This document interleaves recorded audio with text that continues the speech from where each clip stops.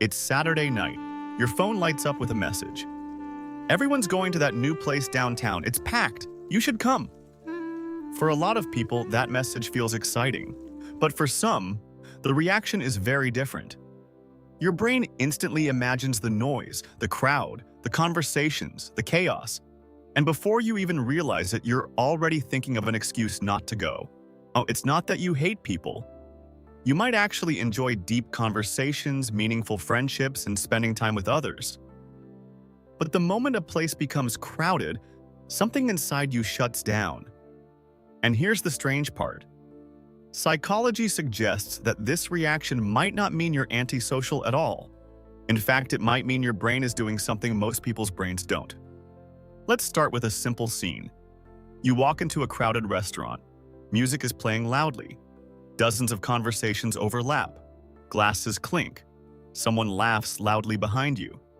A group nearby argues about where to sit. The lights are bright. Waiters move quickly between tables. Most people walk into that environment and focus only on the person they're talking to. Their brain automatically filters out the rest. It deletes most of the noise. It ignores the random movements. It blocks out the background conversations. But some people don't have that filter. Their brain notices everything. Every voice, every movement, every small shift in energy inside the room. It's like the difference between watching the world in normal definition and suddenly switching to ultra-high resolution. More detail, more awareness, more information. And while that sounds like a superpower, it comes with a cost. Because when your brain processes that much information at once, crowded environments can quickly become overwhelming. Psychologists call this sensory processing sensitivity. Roughly 20% of people have nervous systems that are wired to notice far more stimuli than average. Their brains don't just skim the environment. They analyze it. You notice when someone's tone changes slightly during a conversation. You pick up on the tension between two strangers across the room. You feel the shift in mood when someone enters a space. Most people miss these signals entirely. Your brain collects them automatically. And after a while, that level of awareness becomes exhausting. Think of it like running dozens of apps on your phone at the same time. The battery drains quickly. Your mind works the same way. Crowded environments force your brain to process huge amounts of social and sensory information simultaneously. Eventually, the system needs a break.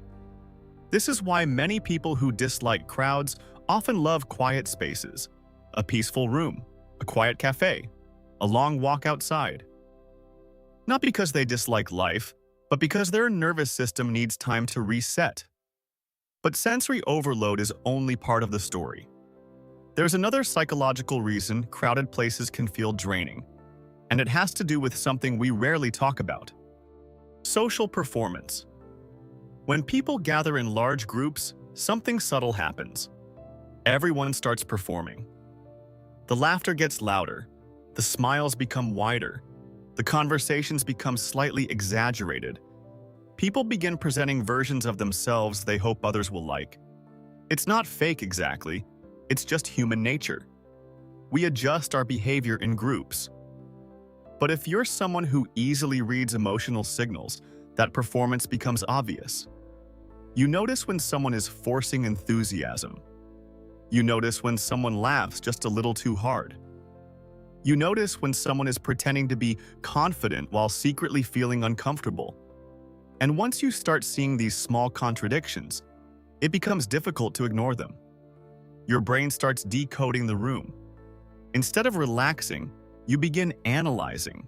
Instead of enjoying the moment, your mind starts interpreting the energy around you. And that process requires mental effort, a lot of it. Which is why some people can leave a crowded event feeling strangely drained, even if nothing bad happened. Because their brain spent the entire time observing, translating, and interpreting social signals. But there's something even deeper happening beneath the surface. It has to do with how different brains respond to stimulation. Extroverted nervous systems often thrive in high-energy environments. More people means more excitement. More excitement means more dopamine. Dopamine is the brain's reward chemical.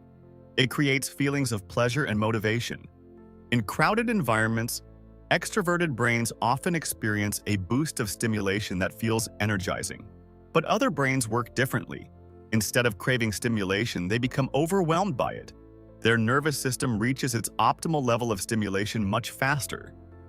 Once that threshold is crossed, the experience stops feeling exciting and starts feeling stressful. It's similar to sound sensitivity.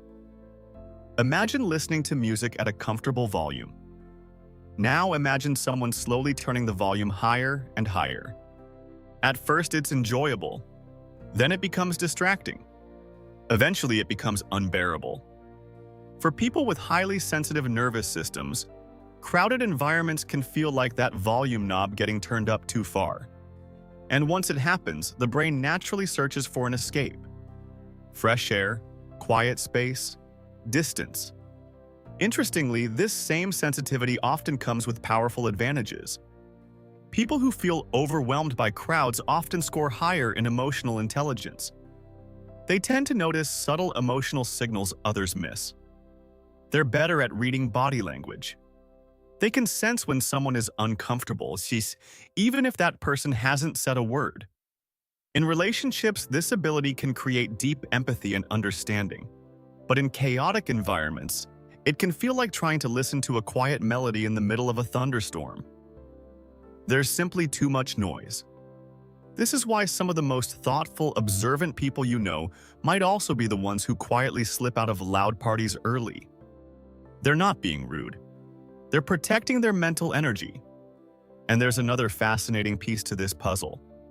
Humans constantly broadcast emotional signals without realizing it. Stress, excitement, anxiety, confidence. Crowded spaces are filled with emotional currents moving in every direction. Some people barely notice them. But highly sensitive brains absorb them like sponges.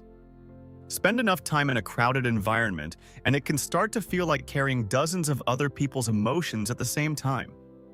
Your nervous system is trying to process all of it, and eventually, it needs relief. Which is why silence can feel so powerful afterward. A quiet room, a calm space, a moment where the brain can finally breathe again. So if you're someone who avoids crowded places, it might be worth reconsidering the story you've been telling yourself. Maybe you're not antisocial. Maybe you're not boring. Maybe your brain simply experiences the world with more depth and awareness than most. In a culture that often celebrates noise, speed, and constant stimulation, that kind of mind can feel out of place.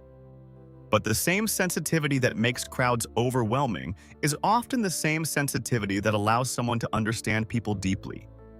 To notice the quiet details others miss. To see what lies beneath the surface of conversations. The truth is, the world needs both kinds of minds. The ones who thrive in noise, and the ones who thrive in quiet. So, the next time someone asks why you don't enjoy crowded places, remember this. Your brain might not be rejecting people. It might simply be protecting a mind that processes the world more deeply than most.